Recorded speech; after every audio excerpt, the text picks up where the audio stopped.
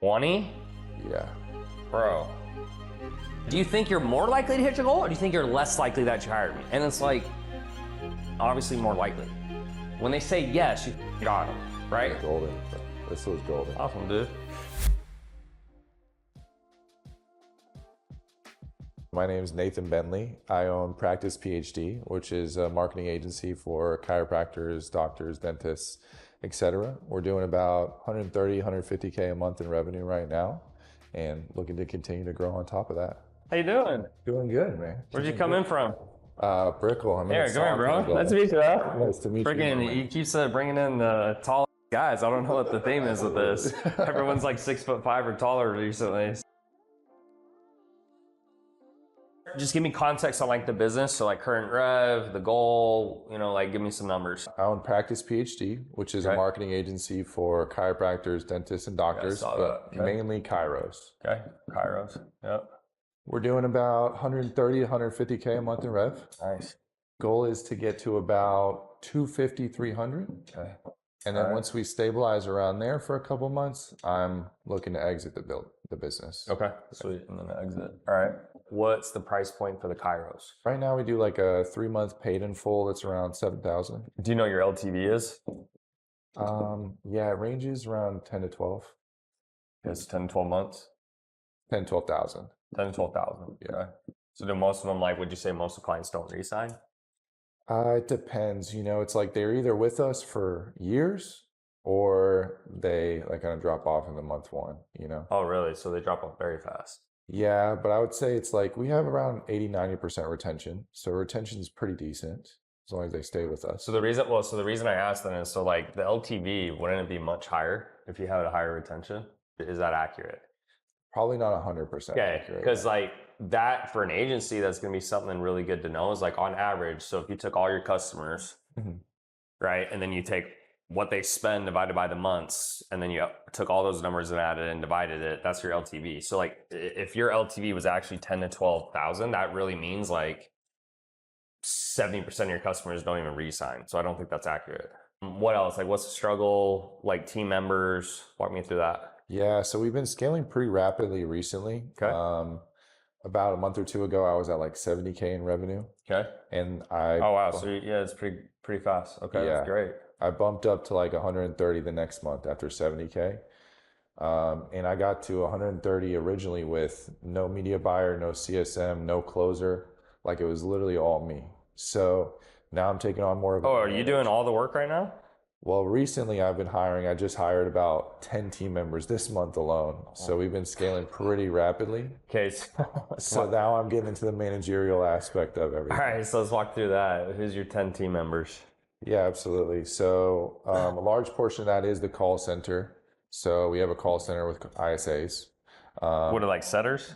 Yeah, appointment setters for the clients. You don't want your own setters? So right now we have 2 closers. They set and close their own appointments. Okay. Cool.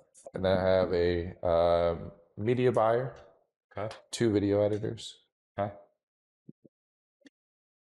Okay.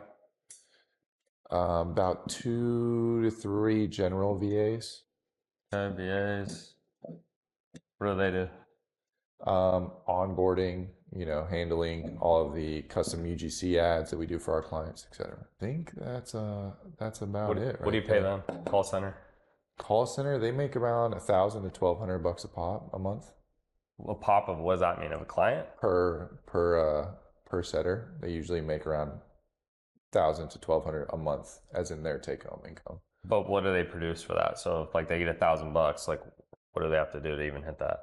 Yeah, absolutely. So they get a set salary and then they get a bonus for showed appointments. So if a patient walks in to a chiropractic clinic, they get a $5 bonus. So it's 1,000 base? That's $5 bonus? We usually pay hourly, but around there. Yeah. Okay. And then why are you using a call center, not like your own internal team? Is there any reason? Just like you need a fast solution, you don't want to do that? Well, the call center is all internal, like it's in-house, but the reason is when you say in-house, they only work for you? Yeah, they only work for you. Okay. How many people are in there? About 6 call center reps right now. 6? Yeah. Okay. Is there a reason like you don't have less? Like why do you have so many? Just the volume of leads. Right now, we're running all lead form ads for most of our clients, and we produce a ton of leads. Oh, wait. So they call the leads for the Kairos. Yes. Oh, so you got me confused. Okay. So I thought they were calling your leads. So those call the leads for the Kairos. Yes. Okay. What's the closers? 2 closers. One does 10% commission, and the other is 20% commission. 20? Yeah. Bro. Why is he at 20? I probably negotiated that deal when I didn't know much better. Yeah, you gotta have a talk with him, or you gotta cut him, dude. That's can't do it. So you just suggest like cutting him down to 10%? You have to. It's just like the way you'd have the talk. I mean, there's one of two things you do. You find the replacement. You do some interviews and you kind of have someone ready because you know he's probably not going to take it, or you just go to him and say, dude, look, like, unfortunately, I talked to Tanner this week, and we looked at the numbers, and like I'm paying you double the industry standard, and it's not because you're not good. It's just like that doesn't make sense for us to scale. Like, dude, you can't pay a closer 20%. That's absurd. I love it. That's what I need to hear. Yeah, can't do it. Media buyer, what do you pay him? So our media buyer is around $1,000 a month. I've Going got that foreign. Where are you finding these people? Philippines, man. Yeah, we've gotten our media buying down for our clients. It's the best in the industry. Okay, and this literally runs all your clients. Yep, that's fire. Okay, what about here? And paste. What about here? Video editors, about $6 an hour. Here, about the same. VAs, yeah, about 1,000 and 1,200 a month per. So what are they? Give me more context of what this entails. I know you said onboarding, but what else? Yeah, so the reason why we're able to get the best results for our clients in the industry is we do UGC ads for pretty much all of our clients. User generated content. So you guys are hiring actors and they're doing it, basically? No, we get it all from the clients themselves. So it's like their testimonials or what? So essentially, like chiropractors, clips of the adjustments, clips of them. Oh, okay. So that's what you consider UGC. Okay. Yeah, okay. absolutely. Right. They do essentially project management to make sure that we have that in time. Because one of our biggest bottlenecks right now is delaying the onboarding process and getting that content from our clients. Right, ASAP, so you can start pushing. So we can start pushing. Okay. Absolutely. So they get the UGC, the project management, onboarding calls. What else? Is that it? Tech, like go high level, set up. Okay. What I would ask you to do when you go home is you need to figure out your LTV. The reason you need to figure that out, that's going to let you know what your acquisition costs can be. All right. I don't think that's accurate. If like what you said is like, hey, we have 80% of people keep paying us, it's like, then your LTV would be way higher. Right. Way high. So like hypothetically, let's say 80% of the people are doing it, then your LTV would be like, say like 18 grand. So what that would tell you is, hey, we can spend up to, you wouldn't want to spend that high, but we could spend up to 18,000 to acquire a customer, right? Mm-hmm. Because if they're paying you for a long period of time, you can be more aggressive in your marketing, which will help you get to here because you need to double, right? How are you getting clients right now? Let's walk through that. So it's pretty much all Facebook ads. We've got pretty dialed in Facebook ads. Mm-hmm. Probably the best in the niche. I know it's not too crazy because it's chiro. What does it go to? The ad goes to a survey funnel. Survey, huh? So it's like opt-in first? Yeah. So it's survey. We collect, clinic name, information on them. Okay. So like email, text, like phone number, all that. Okay. Exactly. So let's just call it an opt-in. We'll put survey underneath. Okay. Then what? And then a booked call link. Fill out the survey and book a call. Yeah, they fill out the survey. Next page goes to a calendar link. Okay, so this goes over here. Okay. And then what? And then they go to a VSL. I'm trying to understand what the point of this is. Is it just to, like, when I send someone to an opt-in page, survey, whatever, I just want email and phone number so I can follow up. So what is the point of this survey? Like, what's the objective? Is it like just to get their info, or is it like, are you trying to do more than that? Yeah, it's pretty much just to get their info. Okay, and so what do you ask for on the survey? We ask for clinic name. Okay, so name. What else? Email, I'm assuming. Yeah. What else? Phone? Phone. Okay, what else? Current revenue. Okay, rev. What else? And then number of monthly patients. Okay. And then like walk me through what this page looks like. Yeah, so we have an interesting technique that's working really well for us where we do kind of an A/B close. Okay. So on the front end, we're saying, hey, It's essentially free. You pay per patient after they sign up for the treatment plans. And that Okay, gets so a this ton of ad is like, offers. hey, we do a free service. You just pay for patients after they sign up. Yeah. Right. So we run your ads for free. Da da da. Correct. Exactly. Okay. So then they come here, and I'm assuming the headline is like in relation to this. Yeah. And then they fill it out, and then on the next page you have them book a 15-minute call. 15-minute intro on phone. Okay. Typically, Yeah. every step you get 50% drop off. Yeah. So you're gonna get, let's say you get 100 people to click the ad, then 50, then 25, and then it gets like it gets lower and lower and lower almost every time. So I can't tell you for sure because you haven't tested it, but I would split test survey with the button to schedule, and then it goes straight to the VSL and cut this part out. I would split test that only because it's the less steps. It usually is better. Now, if you do it and it doesn't work, go back to it. I think that's worth the split test. What do you spend in a month on ads? And then walk me through like lead costs, app costs, cost of acquisition, all that. Yeah. So last month we spent around 7,000 in ads, Okay. and we did 54 in new cash Collected or rev? We're just doing collected or rev? collected. Okay. So you spent $7,000, you collected 54,000. Yeah. Okay. Awesome. And then what was your lead cost and app cost, etc.? Yeah. Appointment cost was about $70. Okay. Do you know what your leads are? I don't know the exact lead cost. Yeah. Okay. How do you know your app cost, not your lead cost? That's because in the ads manager, it goes by appointments as the conversion event. Yeah. But do you have it? Do you have a metric sheet for your ads? Oh, hell, dude. All right, get him that too. Yeah. Yeah, dude, you need to have like an Excel sheet where you input the numbers every day. It's a little bit of a pain, but you'll see trends over time. So, how many clients did this get you? If you had to guess. I would say 14. 14. So, can you do Maybe math for me? Do 10 to 7,000 14. divided by 14. 7,000 divided by 14? Yes. 500. 500? Okay. That's just cash collected, so that's not even LTV. That's not even LT. That's not even rev, right? Because it's Right. like not all of them are full pays, right? Some of them are like pay, like Yeah, month to month. month to month, 3-month commitment minimum. We don't do a 3-month commitment. Jesus, dude, that's trash. I would get at least 3-month commitments. Or yeah. Why don't you do that? Is it just because they give you pushback? I feel like now in the ads agency and SMMA space, like especially Kairos, have been through 4 or 5 different agencies. So we have to overcome a lot of fear-based objections, and they're so fearful. Yeah, I mean, if that's the only way to get the sell, that's fine. But in a perfect world, 3-month commitments are better, right? Because it gives you some stability in the business. When you're doing month to month, and they can cancel at any time, there's zero stability. But the good news is it's easy client, right? Because you're just doing the same shit. Right. So what's your average lead cost, you think? Like, how many opt-ins do you get? I would say 4 out of 5 of them will book in a call. No, but how many opt-ins do I get? So if you spent $7,000 and you got $70 cost, that means you got 100 calls, right? Yeah. Okay. So how many leads do you get to get that? Is it 1,000 leads? Is it 500 leads? Is it? 4 out of 5 of them will book in a call. So that if 100 of them booked in a call, maybe 140 leads, 130 leads. Do you think that many of your leads book in? Yeah. Do you think it costs you $50 to get a lead? Yeah. That's Yeah? right. All right. It's really high. That's how, and honestly, we're probably the best lead cost in Cairo right now. And it's just because Cairo it's niche though. It's because right? it's niche. Okay. Yeah. That's not a lot of leads. So like your sales guys could keep doing the setting in addition to the closing, right? But the thing you need to make sure is those leads are getting worked. So if you're getting 140 leads a month, what's 140 divided by 30? It's like 5. It's like 5. So you're only getting 5 leads a day, bro. Yeah.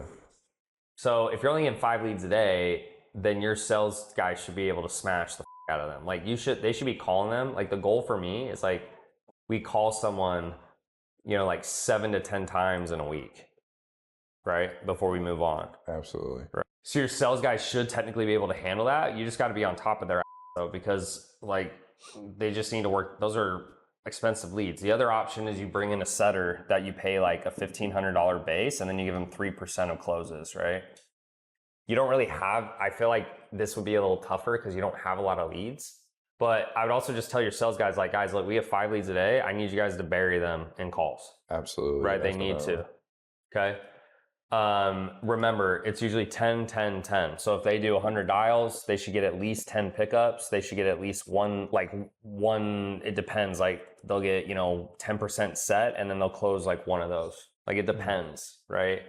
But usually it's like the rule of 10. It's just like 10%, 10%, 10% all the way down. So usually it's like my team will do anywhere between like 10 to 20% pickups. So if they do 1,000 dials, they'll get 100 to 200 pickups. Out of 100 to 200 pickups, they're going to set, let's say they do 10%. So let's say it's 100. So they'll set 10 and then we'll close one. Okay. That's like not great numbers. It's very average. Your numbers could be different, but like if you're checking their numbers and you're seeing like they're not getting that production, then it's like, okay, the numbers are not matching up. There's a problem, right? Go to the closer, cut the pay. You could get rid of one of them possibly if needed. You need to have the inbound sheet. We'll send you that. We'll get you an ads metric sheet. The inbound sheet's great because like you'll be able to see like how many dials they're doing, et cetera. And also you can be like, how many calls did you have yesterday? They're like, oh, I had 3. It's like, you only dialed 70 times. Why didn't you dial 200 times? The conversation you need to have with them is like, you guys are expected to work 8 hours a day or whatever the number is. And you're like, so if you have 4 sales calls, then I need to see 4 more hours of work, which means, like maybe they need like an hour for admin, right? So contracts, whatever. But then it's like, so that means I need to see 3 hours of dialing, for example. And so that would be like, on average, I'd say depending on pickups, the most dials someone can do is like 25 dials an hour. So it's like, okay, did you do 75 dials? Like, well, I did 30. It's like, why did you do 30? Right? Those are the kind of conversations you need to have. Also, just be careful, like don't burn them out, right? Because it is like, I will say it's hard if it's like sales call, dial. Like it's like, so give a buffer where it's like, they don't have to be literally like perfect, but you need to get full work, right? And so, especially right now, it's like, you should easily be able to destroy those leads. Like you should be calling those things 3 times a day, easy. Absolutely. Right? Texting them, voicemail drops, whatever. I don't know if you guys are just calling them with like Go High Level. What do you call them with? Go High Level. That's fine for now. We use a dialer system at scale. I don't think you need it. But like we use Phone Burner, and when we call, it'll send an email, a text, a voicemail. If they don't pick up, whatever. We'll double dial too, by the way. That's a trick. So dial, if they don't pick up, hang up, dial again. If they don't pick up, you could do a triple dial too. It's just more likely they're going to pick up. That's pretty much it, bro. I think this is very achievable. Double that, increase ad spend until it breaks. $500 acquisition cost is a joke.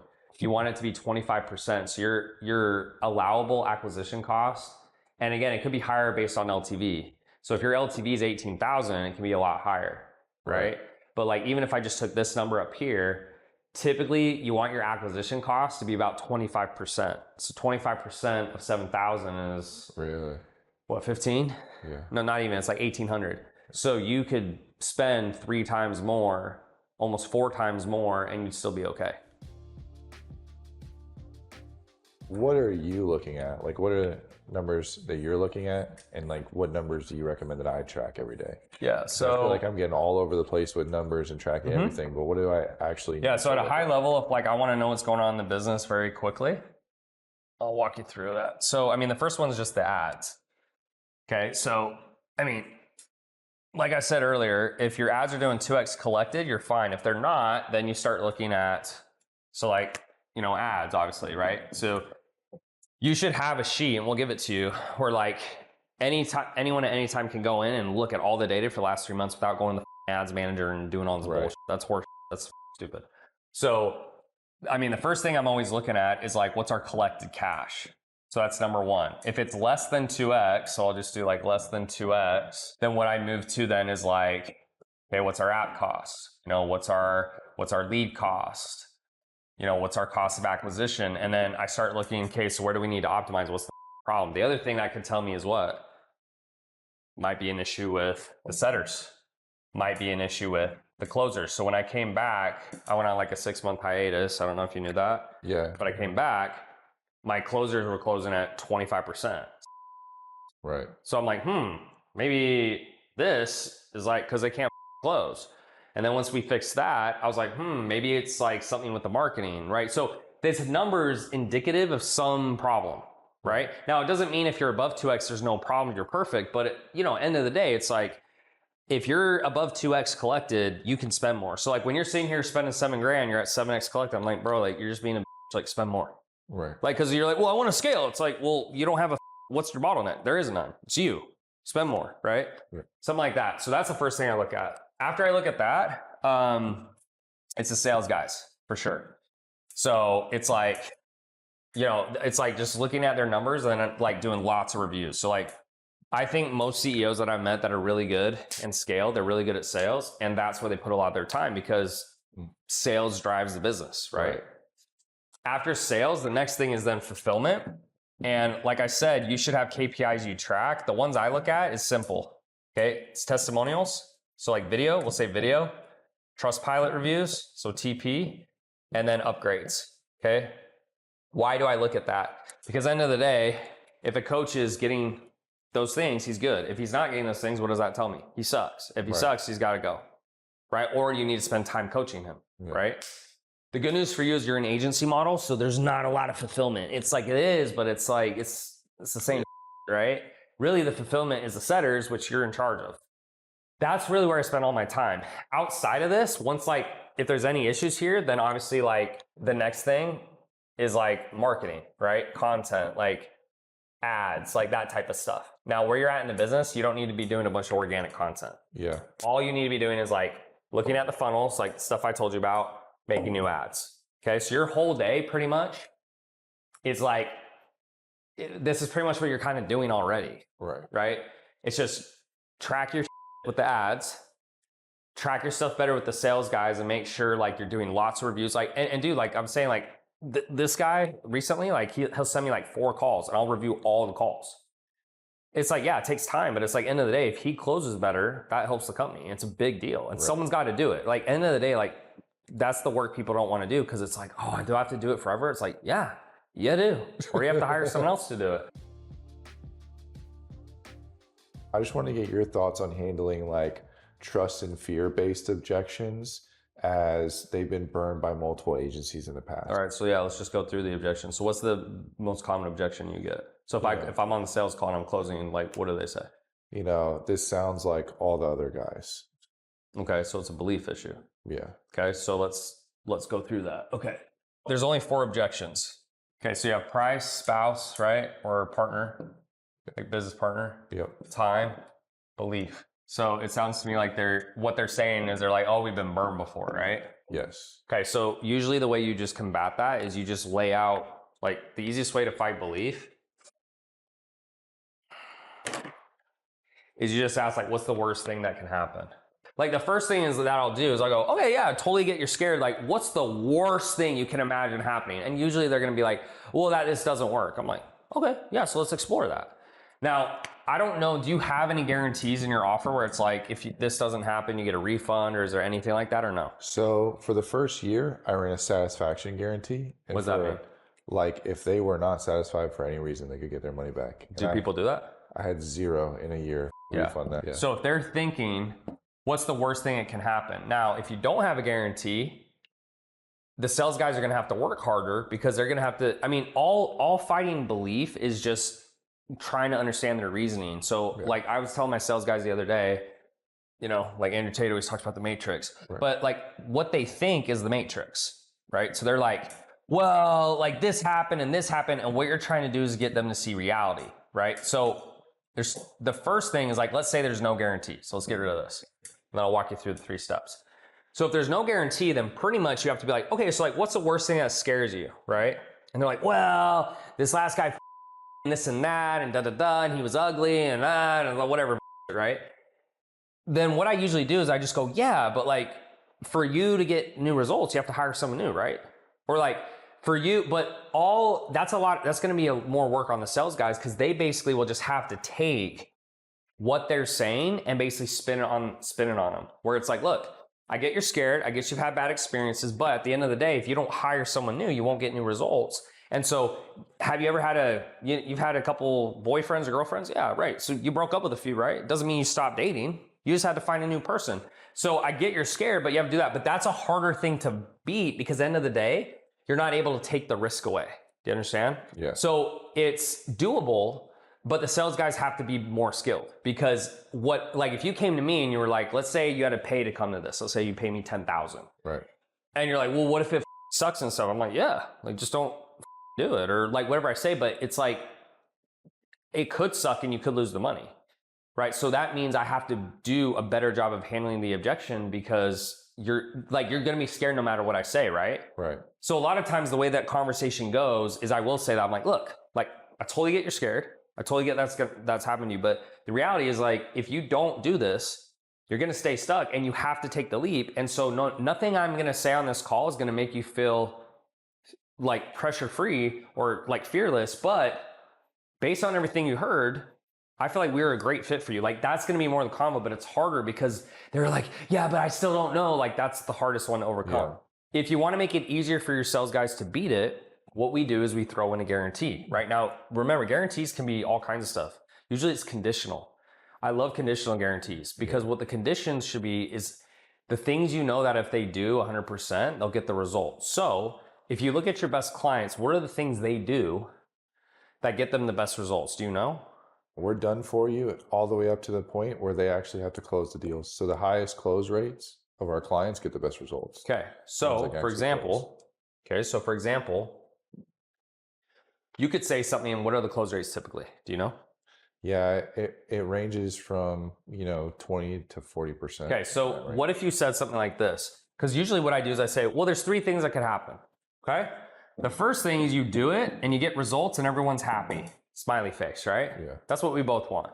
The second is you do it and you don't get results and we'll refund you the money, right? Or whatever the guarantee is. Now, what you could do is you say, number 2 is you don't get the results and then we'll refund you the money. And then if they ask like, well, what is that? It's like, yeah, as long as you close over 20%, we'll refund you the money. Because if they close over 20% or whatever it is, they're not going to need a refund. So that's more of a conditional guarantee because you got to put some of it back on them. I don't like full ass guarantees unless it's like software or like something where like they don't have to do, but when they have to do work, it has to be conditional, right? Because we'll get clients who come in our program and dude, they just don't do stuff. And then they're like, oh, like, it's like, that doesn't work. So we make it conditional. So it's like, oh yeah, you didn't do all those things, so you don't qualify. Right. And it's not to be it's just, I'm fine with guarantees, but it's like, there's gotta be give and take. It can't just be, oh, you get it whenever you want, right? So you could say that, and then you go, the third thing is you do nothing and you stay stuck. Now, out of all 3 of these options, the only one that guarantees you don't go anywhere is this one. Because if you do it and get results, you're happy. If you do it and you don't get results, you get your money back. So there's really nothing you have to lose here other than doing nothing. So what do you want to do? And that's more of the way I handle that objection. Time and belief are very close sometimes. So if they're like, well, I just don't know if I can trust you. It's like, okay, cool. Like, let's walk through that. Right. And this is usually, I use this on time when someone's like, I need to think about it. I'm like, no, you don't. Like, we can make a decision right now. So the first one I'll say is, do you think you're more or less likely to hit your goal working with us? Right. So meaning, if you hired me, right, let's say you hired me, do you think you're more likely to hit your goal or do you think you're less likely that you hired me? And it's like, obviously more likely, of course, right? Do you think them hiring you, they're going to be less likely to hit the goal? It's like, no, it makes literally no sense. The second one, so it's more likely, right? It's like, do you think you're more or less likely? And they're like, well, more likely. It's like, okay, so that's a check. Like the second one is, do you believe we're going to deliver what was promised? So it's like, do you trust me? Do you actually think that the things I said I will give you, or do you think I'm full of shit? And they're usually like, yeah, like I trust you. It's like, okay, cool. And then the last one is you go, do you have finances available or know someone who does? And it's like, yeah, it's like, okay, so based on that, you're ready to make a decision. Let's do it. But at the end of the day, fear-based objection, the only way that you can make it like logical is you either attack it with some type of guarantee or you got to do, it's more of like the identity play, right? It's like, look, I get that this is like happened to you. I get this has scared you. I get it's all these things, but if you want to become this person, if you want to make more money, you have to be willing to do what successful people do. And successful people, they hire more coaches. They take more risk. They lose money sometimes. They keep trying. Okay, so here's how I handle price. And I'm down to go through this one too. Just let me know which ones you need. Okay, so price. So the price of the program is $7,000. Okay. And they're going to go, oh yeah, that's too expensive. You're like, totally get it. Right. No problem. Right. Now, before I get into anything else, is there anything else besides the price that would stop you from moving forward today? Isolate. Isolate means we have to push it in a corner.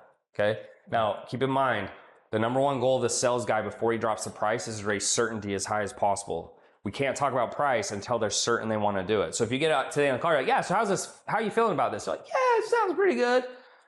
Like why are you dropping the price? Like, sounds pretty good, or you want to do it, right? Ooh. Like they need to raise certainty as high as possible. All right. And like, just so you know the structure of a sales call, like usually it's like this: intro, like pre-frame. Okay. Questions or discovery, right? All right. What's next? Pillars. So like I do what I call the 3 pillars. All that is it's just, what are the top 3 reasons I should work with you? So you're like, right. Number 1 is our XYZ funnel, and it's better than everyone else's. Number 2 is we do this conversion conversation bullshit. And number 3 is like, I'm a gangster at this. Like, I don't know, like it's something like that, right? And like on our calls, what we usually do is like, if it's a business owner, I'm like, look, first thing we're going to do is we're going to like for a guy like you, like we're going to optimize your back end and your fulfillment. We got to get your management processes in place, your SOPs, whatever. You're like, oh, hey, cool. Yeah. And then we're like, number 2 is we're going to put in this lead generation system that's helped us do over 70 million. And like, blah, blah, blah, blah, blah. And you're like, okay, yeah. And then the third one, I was like, now the third one is like, how do you know if we're the right fit? Like, why should you hire me, not someone else? And then I walk them through like, you know, the way you hire coaches is experience, specificity, and attention. I'm like, if there were 10 other guys in the room against me and I'm the guy who has the most of that, you should hire me. Yeah, so I say experience, specificity, and attention, right? So a lot of times what people will say, and this will actually really help you in your calls with your sales guys if you do that, because what you're telling me right now is, they go, yeah, well, we've had agencies who got burned before. So if you use this as one of your pillars, you're like, yeah, so look, you know, a lot of people come to us, they've worked with agencies before, they have bad experiences. So let me walk you through how you actually make a decision. These are these 3 things. Like, meaning that if there were 10 agencies in the room, how do they know which one to hire? And I'm just like, experience. Experience is how much money they made, how many clients, right? And you could change these to fit what's best for your company. But for me, I was like, we're an 8-figure company. It's like, how many companies are 8 figures? Not a lot, right? Yep. Number 2 is specificity. So like, we get like a personal trainer. I'm like, I built a multi-million-dollar fitness business. Do you want to learn from someone who's done that, or you want to learn from Bob who does real estate? Right. Right? Do you want to learn from Tiger Woods how to play basketball, or Michael Jordan? They're like, oh. It's like, they're both amazing athletes, but I'm going to pick Michael Jordan, right? Right. And then attention is like the level of support. Those are the 3 things I found. If you are like, well, maybe like this doesn't hit as hard because we're not as big, then like use something else, whatever. Okay. But you definitely have specificity. Obviously, you're like, we only do Kairos. Yeah. And then like attention, you could be like, we have a dedicated account rep, whatever. But like that also will help you to break their belief on like why they should trust you. Okay. So 3 pillars, and then you do, usually it's a brief overview. So that's like 5 minutes or less. So it's like deliverables, right? It's like, yeah, all right. So just so you understand, when you come in, you're going to get onboarded. We're going to do this, going to do that, cool, great. Then you do a certainty question. So like, we don't accept everyone into our program, right? We don't just want to take on anyone. So why do you think this would be a good fit for you? And they're like, whoa, like, that's really good. And then like those doctors can start selling you. Once they do that, then you drop the price. Okay. It's $7,000 for 3 months, whatever. That's too expensive, Tanner. Hey, totally get it, John. Not a problem. Let me ask you this. Is there anything else besides price that would stop you from moving forward today? He's going to go, usually they're going to say no, right? If they say it's something else, you need to address it. But if they're like, no, it's just the price. That's a tie down, right? So remember, tie down means like we get the commitment, so we can push them in a corner. Then I do a double tie down. So double tie down means, got it. So just to confirm, if we're able to figure out price, you would move forward today. Is that accurate? Yes. Double tie down. Okay. Then what we're going to do is what we call cash on hand. So then what I'm going to say is, what's the lowest? Let me ask you this: what's the lowest number you're willing to accept for a new client? Like if they couldn't do 7K and it was literally finances, will you take less money? And if so, what's that number? If not, then that's fine. Probably $2,000. $2,000 is the minimum. Yeah. Okay. So then what you're going to do here is you're going to go, cool. So just so I can understand the situation, so I can help you. Because what's the worst thing you can do? Drop the price. Yeah. We don't want to do that. So what I do is I say, so what's your cash on hand situation? Credit card, savings, checking account. What do you have available today? Not next week. Like, what do you have today? And they're going to say, whatever. Okay. Now, if they say like $100, then you're just like, all right, dude, like off, like end the call. It's like, give me a break. But if he's like, let's say he's like, well, I got like $3,000. You've told your sales reps, you're like, this is the lowest payment I'm willing to take. So your sales guys already know like what number they're looking to hear for. So let's say you said 2K. So he's like, I got $3,000. So here's what you do. Cool. So I'm down to customize a financial solution for you. But before I do, right, I just want to make sure that you can move forward today because the price of the program is $7,000. I'm happy to work something out for you that might make sense, but I just want to make sure if I do that for you and I meet you halfway, that you're willing to move forward today. Cash on hand, and then you go, cool, so it's $3,000. You're like, cool, so John, like, I'm down to work something out for you, but like I said, the price of the program is $7,000. So I'm down to customize something, but before I do, I just want to make sure you can move forward today. Because I don't want to put something out there and then you tell me you got to think about it. So are you comfortable to do that? When they say yes, you got them. Right? You move here and you go, look, I don't think you should spend nothing, but I don't think you should spend everything either, right? Because think about it. If I was really trying to help you, like you say we were homies, and you're like, hey Tanner, like I really need your help. Like I'm on my last dollar. I'm like, cool, how much you got? You're like 10 grand. Like, give me all your 10 grand. It's like, it's kind of douchey, right? So what if I was like, dude, look, like out of that 10 grand, and your guys can ask this here. They're like, is that savings? Is it set aside? Do you have to use some of that for bills? They're like, yeah, like some of it's for bills and this. So like, let's say I'm like, look, let's say this $3,000. They're like, some of it's for bills and some of it's savings. I'm like, cool. So let's do this. I don't think you should do nothing, right? But I don't think you should spend all of it. So let's do this. If you can go ahead and then your guys you got to train them on the situation, like what to customize a solution that makes sense. And you give them parameters. So I'm like, look, you said 2K. So let's say like some of this is for bills. I'm like, look, let's do this. If you can do at least 2K down today, then what I'll do is I'll do the rest on a payment plan. All I ask is you come into the program, you work hard, and you don't tell anyone that I gave you this deal, right? Because the price is $7,000. I'm down to give that to you, but I would just need you to move forward today or whatever you want to do. And then what happens is you maximize cash collected. Even if it's like not the best client, that cash goes back into your ads, which gets you more leads that will pay full price, right? So it's a whole ecosystem. That's how I handle price, dude. If you do it like that, you will close like way more and you won't get anyone saying like, oh, I got to think about it. Because some people are like, well, like, I still want to talk to my husband. I'm like, yeah, like totally. Like, I don't want you not to talk to your husband. Okay.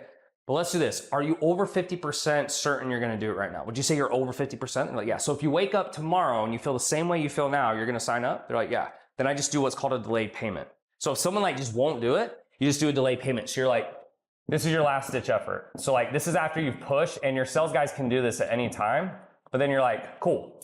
I definitely want you to go talk to your husband. So what we'll do is in this situation, go ahead and put down a deposit. Usually deposits are 10%, okay, of the total price. So if it's 7,000, it's 700, right? And you're like, and you go talk to your husband. He says he doesn't want you to make more money. You kind of make it satirically, right? He doesn't want you to make more money. He doesn't want you like whatever. I'm like, he doesn't want you to make more money. He doesn't want you to be successful. He doesn't want you to be happy. If he says that, then I'll just send it back to you and we'll call it a day. Cool. And then at that point, it's like you've either gotten a deposit or you've gotten them in. And if they still won't do it, it's like 90% chance, 99% chance they're not going to come back. And then you just wrap up the call. Mm-hmm. But that's how I teach my guys to do it. This part I added recently. I used to just do cash on hand, but then we would still get people. It's like cash on hand. We give them a deal and they're like, yeah, I need to think about it. So like, F that. So we added this part in recently and it's even better because now we're like, cool. Like I'm down to work it out for you, even payment plans. Cause you could be like, yeah, 7,000 up front. They're like, is it usually up front? And we're like, yeah, we usually take it up front. Does that work? And they're like, I don't think it's going to work. You're like, okay, no worries. Like, is there anything besides price that would stop you? And they're like, no, just price. You're like, cool. So we figured out you're in. They're like, yeah, what's your cash on hand? You're like, okay. It's like, well, look, like I'm down to customize something for you, but you're able to move forward today. They're like, yeah. And sometimes what you do is you're just like, you just give them a payment plan. You're like, cool. So like, it's usually 7,000 up front, but if you can move forward today, I can just have you put down 2,500 and we'll do the rest over 3 months. Does that sound fair? And they're like, yeah. And it's like, you didn't do anything different than what you would have, but they feel like they're getting a deal. Everyone wants to get a fair trade. Cool. This was golden. This was golden. Awesome, dude. Glad you liked it. He's gonna do a little whatever he does, and then I'll come back out and we'll say bye. Dude, glad you came. You're crushing it, bro. I felt like the feedback I got today was unreal, insane. You can tell that he really knows his stuff. Like, you know, when you talk to those higher level entrepreneurs, I mean, meeting more and more of them as we go along, especially coming out to beautiful Miami, you can tell those people that just got it, and he's definitely got it. So the value I got in this call alone was just unreal.